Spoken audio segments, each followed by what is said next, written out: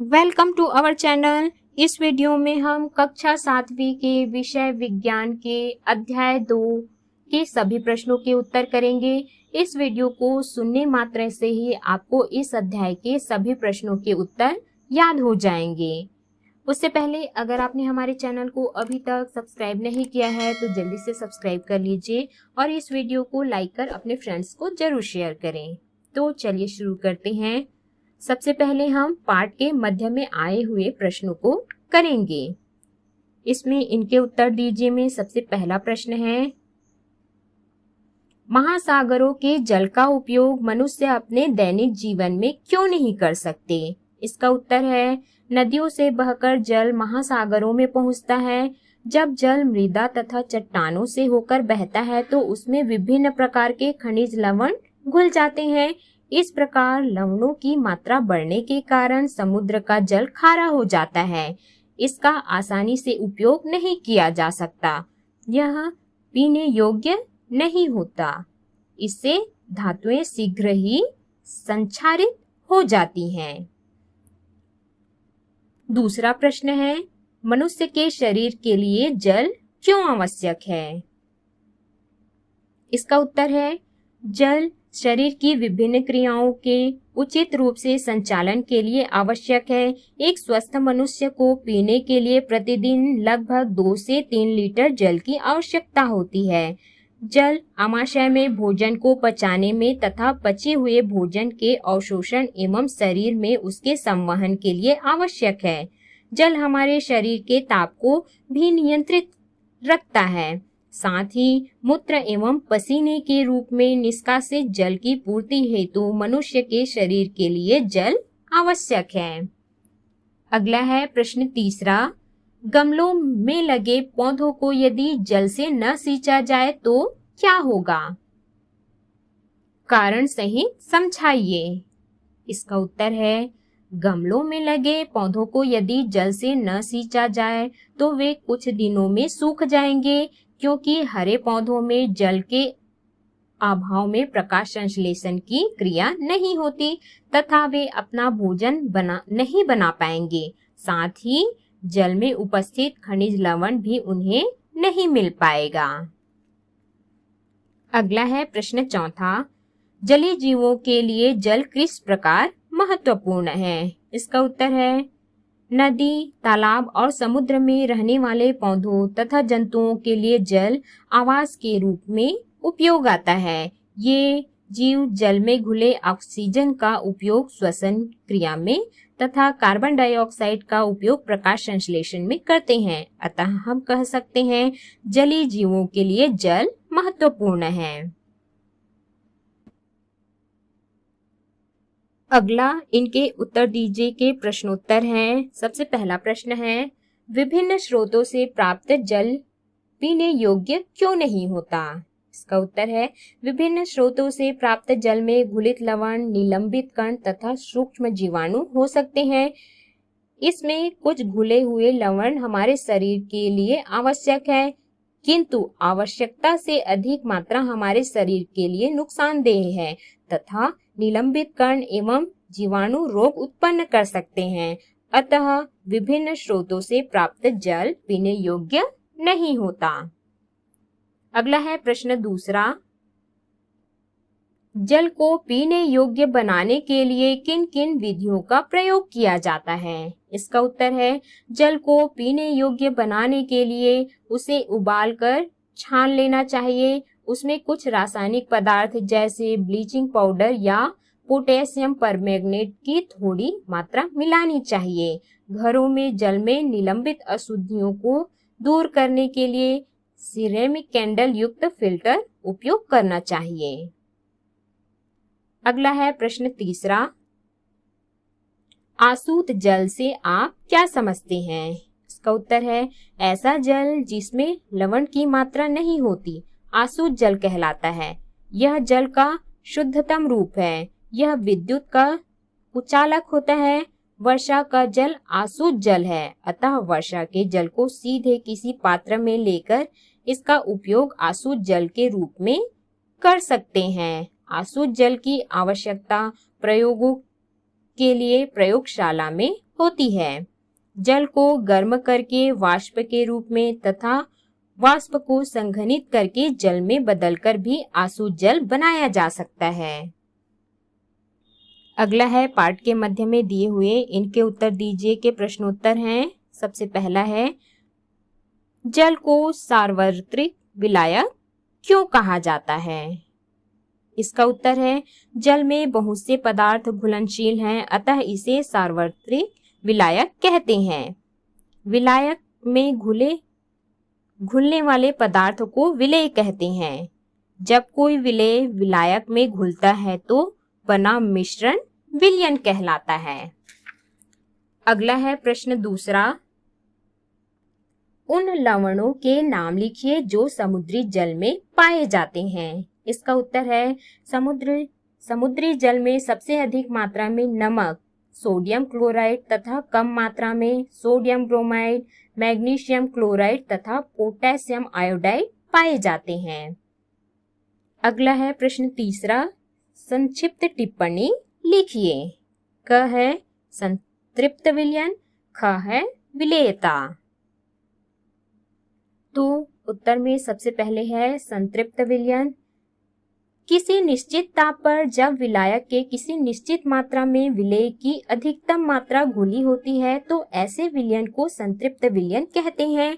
संतृप्त विलयन में भिन्न भिन्न पदार्थों की मात्रा भिन्न भिन्न होती है। अगला है ख विलेयता। निश्चित ताप पर किसी पदार्थ की 100 मिलीलीटर जल में विलेय की अधिकतम मात्रा उस पदार्थ की उस ताप पर विलेयता घुलनशीलता कहलाती है। जल में ठोस ही नहीं बल्कि गैस भी घुलनशील होती है। अगला है प्रश्न चौथा, जल के किस गुण के कारण सूर्य का प्रकाश जलीय पौधों तक पहुंचता है? इसका उत्तर है, जल की पारदर्शिता के कारण ही सूर्य का प्रकाश जलीय पौधों तक पहुंचता है तथा उसमें भोजन निर्माण की प्रक्रिया होती है। आगे है इनके उत्तर दीजिए के प्रश्नोत्तर। सबसे पहला प्रश्न है, ठंडे प्रदेशों में नदियों तालाबों में रहने वाले जीव जंतु जल के जमने के बाद भी कैसे जीवित रहते हैं? इसका उत्तर है, ठंडे प्रदेशों में ठंड के दिनों में जब जल का ताप 0°C से नीचे चले जाता है तब नदी, तालाब व झीलों का जल बर्फ में परिवर्तित होने लगता है। बर्फ का आयतन अधिक व घनत्व कम होने के कारण वह जल की सतह पर तैरने लगती है और सतह को पूर्ण रूप से ढक लेती है। बर्फ ऊष्मा का कुचालक है, अतः यह अंदर के ताप को बाहर निकलने नहीं देती और संपूर्ण जल बर्फ में परिवर्तित नहीं हो पाता। ऐसे में सतह का ताप 0°C होता है तो सतह के नीचे का ताप 0°C से अधिक होता है। इसलिए ठंडे प्रदेशों में नदी, तालाब में रहने वाले जीव जंतु जल के जमने के बाद भी जीवित रहते हैं। अगला है प्रश्न दूसरा, बर्फ जल के ऊपर तैरती है, कारण स्पष्ट कीजिए। इसका उत्तर है, जब वायुमंडल का ताप 0°C से कम हो जाता है तब जल बर्फ के रूप में जमने लगती है।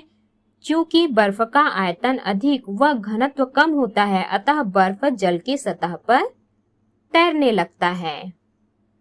अगला है प्रश्न तीसरा,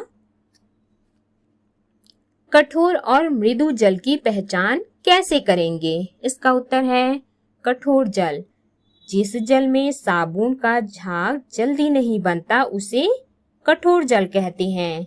जल में कठोरता कैल्शियम एवं मैग्नीशियम के लवण घुले होने के कारण होता है। फिर है मृदु जल, जिस जल में साबुन का झाग जल्दी बनता है उसे मृदु जल कहते हैं। अगला है प्रश्न चौथा, प्रयोग द्वारा सिद्ध कीजिए कि जल दो गैसों से मिलकर बना है। तो इसके उत्तर में आपको आवश्यक सामग्री लिखना है। आवश्यक सामग्री है, चौड़े मुंह वाली प्लास्टिक की बोतल, चाकू, 2 छिद्र वाला रबर कार्क स्टैंड, सल्फ्यूरिक अम्ल, कार्बन की 2 छड़ें, 2 परख नलियां, बैटरी और माचिस। उसके बाद आपको इस प्रकार से जल विद्युत अपघटन का चित्र बनाना है। इसमें आपको प्रयोग विधि लिखना है। प्रयोग विधि है, चौड़े मुंह वाली प्लास्टिक की बोतल लेकर उसकी तली को काट देते हैं। बोतल की मुंह पर 2 छिद्र वाला रबर कार्क लगाकर इन छिद्रों पर कार्बन की 2 छड़ें लगा देते हैं। अब बोतल को चित्र के अनुसार व्यवस्थित कर देते हैं। अब उल्टी रखी इस बोतल में 2/3 जल भरकर कुछ बूंदे सल्फ्यूरिक अम्ल की डालते हैं। अब सावधानी पूर्वक जल से भरी 2 परख नलियों को कार्बन इलेक्ट्रोडो छड़ पर इस प्रकार उल्टा रखते हैं कि जल भरा रहता है। अब दोनों इलेक्ट्रोडों को बैटरी से जोड़ देते हैं।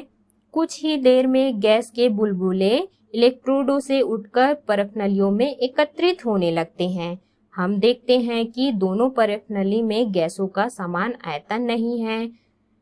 एक परख नली में दूसरी परख नली की अपेक्षा दुगनी गैस है। अब परख नली के मुंह में अंगूठा लगाकर परख नली को इलेक्ट्रोडों से हटा लेते हैं तथा कार्क लगा देते हैं। एकत्रित गैस का परीक्षण करने के लिए एक परख नली का कार्क खोलकर जलती माचिस की तीली ले जाते हैं जिसमें गैस दुगुनी थी। तीली नीली लौ के साथ जलती है तथा पॉप की आवाज उत्पन्न होती है। यह हाइड्रोजन गैस की उपस्थिति को दर्शाता है।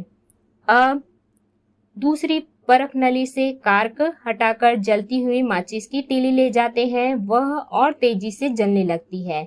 ऐसा ऑक्सीजन गैस के कारण होता है, क्योंकि ऑक्सीजन गैस जलती नहीं पर जलने में सहायक होती है। इससे सिद्ध होता है कि जल में हाइड्रोजन तथा ऑक्सीजन 2 गैसों से मिलकर बना है तथा आयतन के अनुसार हाइड्रोजन ऑक्सीजन से दोगुनी होती है। अगला है, इनके उत्तर दीजिए के प्रश्न हैं। अब सबसे पहला प्रश्न है, जल प्रदूषण के प्रमुख कारक क्या हैं, अथवा जल प्रदूषण रोकने के लिए आप क्या उपाय करेंगे?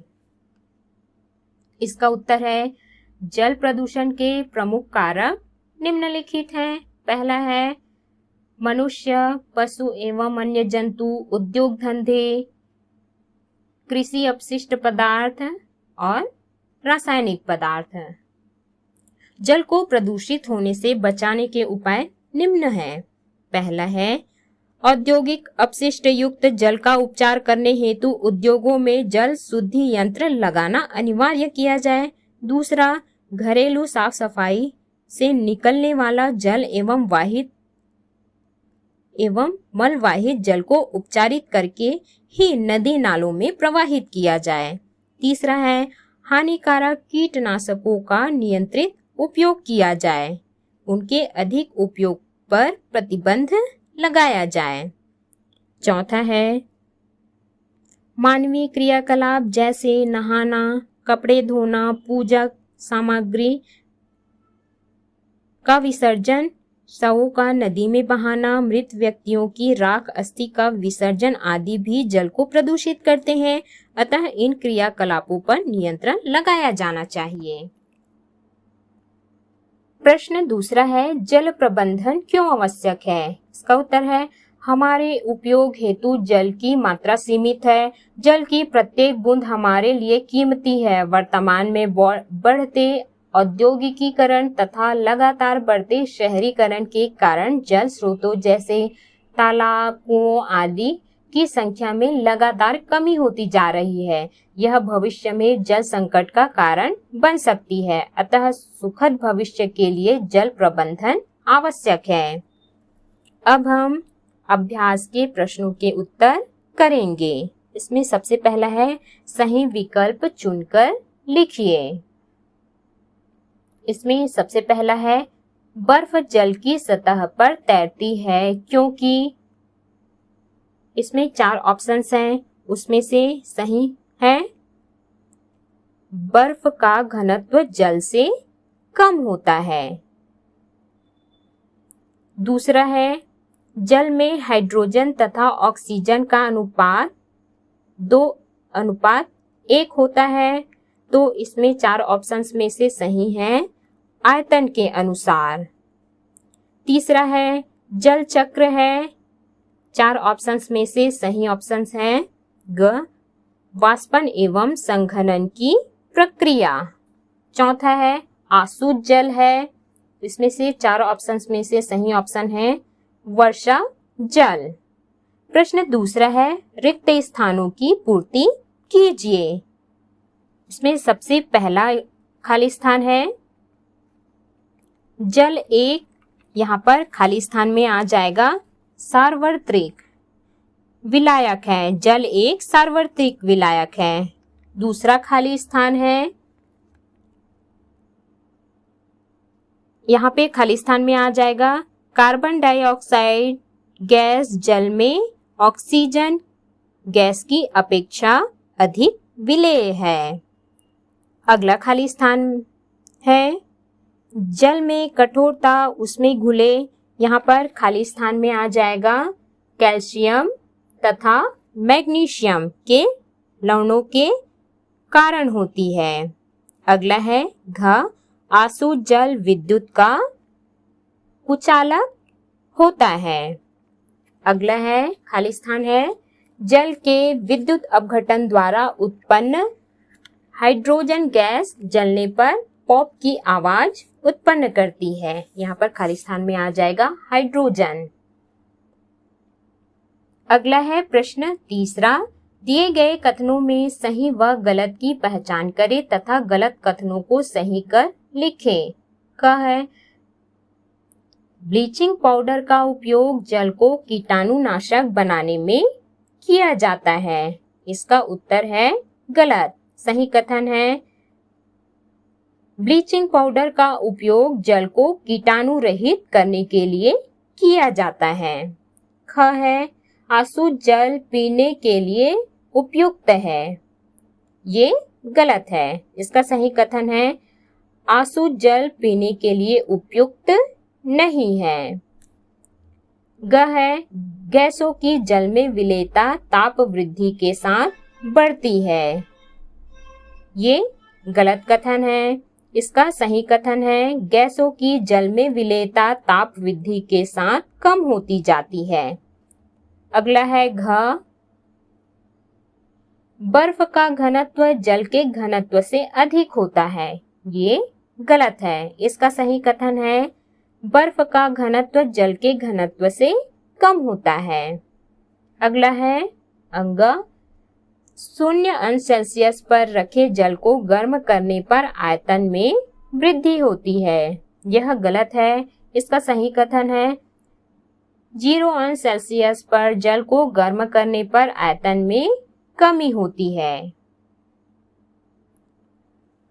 अगला है प्रश्न चौथा, निम्नलिखित प्रश्नों के उत्तर दीजिए। प्रश्न पहला है पृथ्वी की सतह का 3/4 भाग जल से ढका है, फिर भी जल का संकट क्यों है? इसका उत्तर है पृथ्वी पर उपलब्ध कुल जल का लगभग 97% महासागरों में, 2% हिमखंडों के रूप में तथा मात्र 1% नदियों, झीलों, तालाबों में तथा पृथ्वी की सतह के नीचे पाया जाता है, जिसे हम कुएं खोदकर उपयोग करते हैं। महासागरों में पाए जाने वाले जल में नमक जैसे कई और लवण अत्यधिक मात्रा में घुले रहते हैं, जिससे जल खारा हो जाता है और पीने, नहाने, कपड़े धोने एवं सिंचाई के लिए अनुपयोगी होता है। हिमखंडों के रूप में उपस्थित जल शुद्ध होता है, किंतु इसका आसानी से उपयोग नहीं कर सकते। इस प्रकार हमें केवल नदियों, तालाब, कुएं व वर्षा के जल पर निर्भर रहना पड़ता है। पृथ्वी पर उपलब्ध जल में से मनुष्य के लिए उपयोग में आने वाले जल की मात्रा बहुत कम है, अतः हमें जल संकट का सामना करना पड़ता है। अगला प्रश्न है यदि जंगल में पाए जाने वाले सभी जल स्रोत सूख जाएं तो क्या होगा? इसका उत्तर है यदि जंगल में पाए जाने वाले सभी जल स्रोत सूख जाए तो पौधों में प्रकाश संश्लेषण की क्रिया नहीं होगी तथा उन्हें खनिज लवण नहीं मिल पाएगा, जिससे पौधे नष्ट हो जाएंगे। जंगली जानवर को पीने का पानी नहीं मिलेगा, जिससे वे शहर की ओर आएंगे और मनुष्य के लिए खतरा बढ़ जाएगा। अधिकांश जंगली जीव नष्ट हो जाएंगे क्योंकि जल ही जीवन है। अगला है प्रश्न तीसरा, पृथ्वी में जल चक्र को समझाइए। इसका उत्तर है समुद्रों, नदियों, झीलों एवं तालाबों तथा अन्य स्रोतों का जल सूर्य के प्रकाश में लगातार वाष्पित होते रहता है। पौधे तथा जंतु भी विभिन्न जैविक प्रक्रियाओं द्वारा जल वाष्प उत्पन्न करते हैं। यह जल वाष्प वायुमंडल में एकत्रित होती रहती है। यह जल वाष्प हल्की होने के कारण ऊपर उठती है तथा वायुमंडल की ऊपरी सतह का ताप कम होने के कारण यह छोटी छोटी बूंदों के रूप में संघनित हो जाती है एवं बादल बनाती है। बादल में जल की बूंदें पास पास आती है तो पानी की बड़ी बूंदों में बदल जाती है और वर्षा के रूप में गिरने लगती है। यहाँ पर आपको इस प्रकार से जल चक्र का चित्र बनाना है। इस प्रकार वर्षा का जल पुनः वापस जल स्रोतों, समुद्रों, नदियों, झीलों व तालाबों में पहुंच जाता है तथा जल चक्र पूर्ण होता है। अगला है प्रश्न चौथा, शक्कर के संतृप्त विलयन का निर्माण किस प्रकार किया जाता है? यदि इस विलयन को गर्म किया जाए तो क्या होगा? इसका उत्तर है शक्कर का संतृप्त विलयन बनाने के लिए एक बीकर को जल से आधा भरकर उसमें 1 चम्मच शक्कर डालते हैं तथा उसे कांच की छड़ से हिलाते हैं। शक्कर घुल जाता है। अब शक्कर की आधी आधी चम्मच मात्रा तब तक डालकर हिलाते हैं जब तक शक्कर घुलना बंद ना हो जाए। इस प्रकार प्राप्त विलयन को उस ताप पर शक्कर का संतृप्त विलयन कहते हैं। यदि इस विलयन को गर्म करेंगे तो ताप बढ़ने के साथ और अधिक शक्कर घुलने लगता है। अगला प्रश्न है प्रश्न 5वां, लवण युक्त जल विद्युत का सुचालक होता है, क्रियाकलाप द्वारा समझाइए। तो इसका उत्तर है क्रियाकलाप हम इस प्रकार से करेंगे। लवण युक्त जल विद्युत का सुचालक होता है। इस प्रकार से आपको विद्युत चालकता का चित्र बनाना है। इसमें आवश्यक सामग्री है बीकर, आसुत जल, मोटा गत्ता, कार्बन की छड़ें, बल्ब, तार, सेल, नमक। इसकी विधि है, एक बीकर में आसुत जल लो। अब मोटे गत्ते में 2 कार्बन की छड़ें लगा दो तथा चित्र के अनुसार बीकर के ऊपर रख दो। इन छड़ों की तांबे की तार की सहायता से सेल तथा बल्ब से जोड़ दो। हम देखते हैं कि बल्ब नहीं जलता। अब जल में थोड़ा 1 से 2 चम्मच नमक डालकर हिलाओ, फिर वैसे ही कनेक्शन जोड़ो। हम देखते हैं कि बल्ब जलने लगता है। इससे सिद्ध होता है कि आसुत जल विद्युत का कुचालक होता है, किंतु लवण युक्त जल विद्युत का सुचालक होता है। प्रश्न 6वां है, जल प्रदूषण किसे कहते हैं? जल प्रदूषण के कारण लिखिए। इसका उत्तर है पीने तथा घरेलू कार्यों में उपयोग होने वाले जल स्रोतों में अवांछित पदार्थ जैसे कूड़ा करकट, मलमूत्र, नालियों का गंदा पानी, कारखानों के रासायनिक पदार्थ आदि मिल जाते हैं, जिससे यह पीने या उपयोग के योग्य नहीं रहता। इस प्रकार जल के दूषित होने को जल प्रदूषण कहते हैं। अगला है जल प्रदूषण के कारण। सबसे पहला है मनुष्यों के क्रियाकलाप से। हम घरों का कचरा, सड़ी गली वस्तुएं आदि नाली में फेंकते हैं। नालियों से यह तालाब, नदियों में मिलकर उसे दूषित करता है। इसी प्रकार नहाकर, कपड़े धोकर, जानवरों को नहलाकर, गाड़ियों आदि को साफ कर जल को गंदा करते हैं। अस्पतालों, कारखानों से फेंका गया अपशिष्ट पदार्थ, जंतुओं का मलमूत्र भी जल को प्रदूषित करता है। अगला है दूसरा है कृषि से। दूसरा कारण है कृषि। फसलों की पैदावार बढ़ाने के लिए तथा कीटों की रक्षा के लिए हम कीटनाशक, खरपतवारनाशी दवाइयों तथा अनेक प्रकार के रासायनिक खाद का उपयोग करते हैं। यह नुकसानदेह रासायनिक पदार्थ जल में घुलकर नदियों, तालाबों में पहुंच जाते हैं तथा जल को प्रदूषित करते हैं। तीसरा है उद्योगों से। कारखानों तथा उद्योगों में मुख्य पदार्थ के साथ अनुपयोगी पदार्थ भी बनते हैं, जिन्हें कारखानों के बाहर नदी, तालाबों में छोड़ दिया जाता है, जिससे जल प्रदूषित होता है। ये हमारे लिए नुकसानदेह होते हैं। कुछ पदार्थ जैसे लेड, मरकरी, क्रोमियम, कैडमियम आदि घातक रोग उत्पन्न करते हैं। प्रश्न 7वां है, अपने शहर, गांव में जल प्रदूषण रोकने के लिए क्या उपाय करेंगे? लिखिए। इसका उत्तर है, अपने शहर, गांव में जल प्रदूषण रोकने के लिए निम्नलिखित उपाय करेंगे। सबसे पहला है, कूड़ा करकट तथा मल मूत्र निकासी की उचित व्यवस्था करेंगे। सीधे नदी, तालाब में जाने से रोकेंगे। दूसरा है, तालाब में कपड़े आदि धोना तथा पशुओं को नहलाने पर रोक लगाएंगे। तीसरा, मृत शरीर, मूर्तियों आदि को जल में प्रवाहित करने से रोकेंगे। चौथा, उद्योग धंधे तथा कारखानों से निकलने वाले अपशिष्ट पदार्थों को सीधे जल स्रोत में नहीं जाने देंगे। आधुनिक उपकरणों का प्रयोग करेंगे तथा निकासी की उचित व्यवस्था करेंगे। 5वां है, कृषि में हानिकारक कीटनाशकों तथा उर्वरक का उपयोग कम से कम करेंगे। अगला प्रश्न है, प्रश्न 8वां, वर्षा जल संग्रहण का क्या अर्थ है? इसका उत्तर है, वर्षा के जल को एकत्रित कर उसका आवश्यकता के अनुसार उपयोग किया जाना ही वर्षा जल संग्रहण कहलाता है। इसके लिए मकान की छत पर गिरने वाला वर्षा के जल को पाइप द्वारा भूमि में खोदे गए गड्ढे में पहुंचाया जाता है। यह गड्ढा एक उचित आकार का होता है, जिसकी दीवार कंक्रीट की बनी होती है, किंतु तल कच्चा होता है तथा उस पर गिट्टी, रेत की परत बिछी होती है, जो छन्ना का कार्य करता है।